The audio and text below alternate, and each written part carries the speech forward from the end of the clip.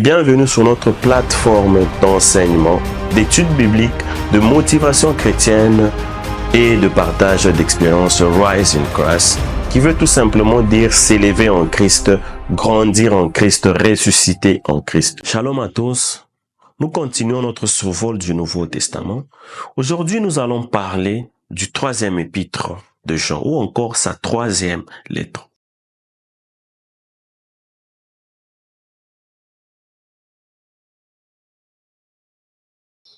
Cette lettre n'est pas si différente de la précédente.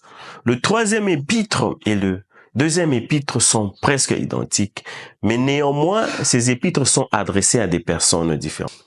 Comme nous l'avions dit précédemment, pour l'expansion ou encore la propagation de l'évangile, les disciples ou les apôtres avaient comme un système d'évangélisation différent. C'est que, comme ils étaient chassés dans les temples, vu que la tribulation était grande, ils créaient des formes de cellules ou encore des églises, des maisons. Aujourd'hui, on peut les appeler des cellules de prière. Et dans chaque cellule, il y avait des leaders. Mais dans ce livre, Jean est en train de s'adresser à un des leaders d'une cellule qui n'est rien d'autre que Gaius.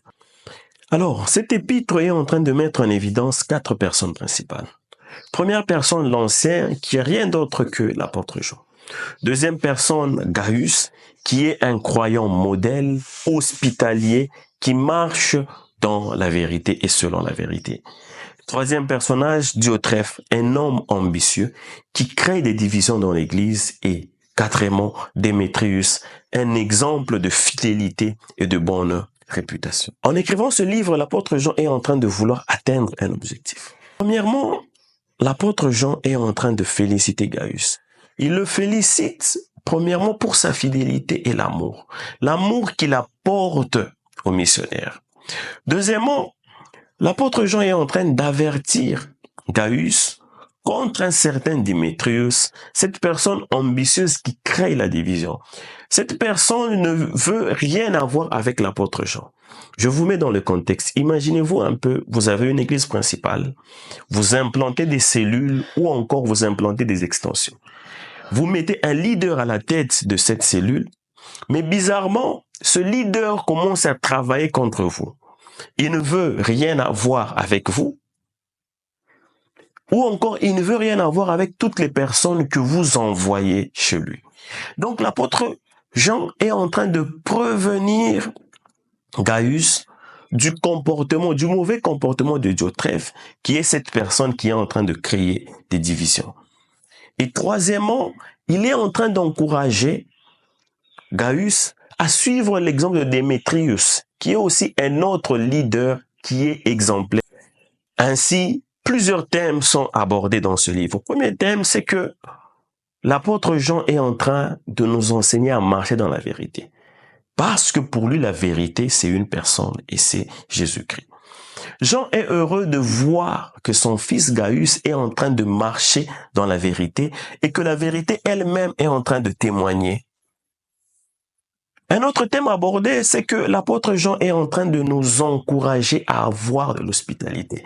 Il nous encourage à accueillir des missionnaires qui viennent dans nos églises, parce que ces missionnaires viennent de la part de Dieu pour travailler pour Dieu. Si nous ne les accueillons pas, c'est comme qui dirait nous sommes en train de combattre le plan de Dieu.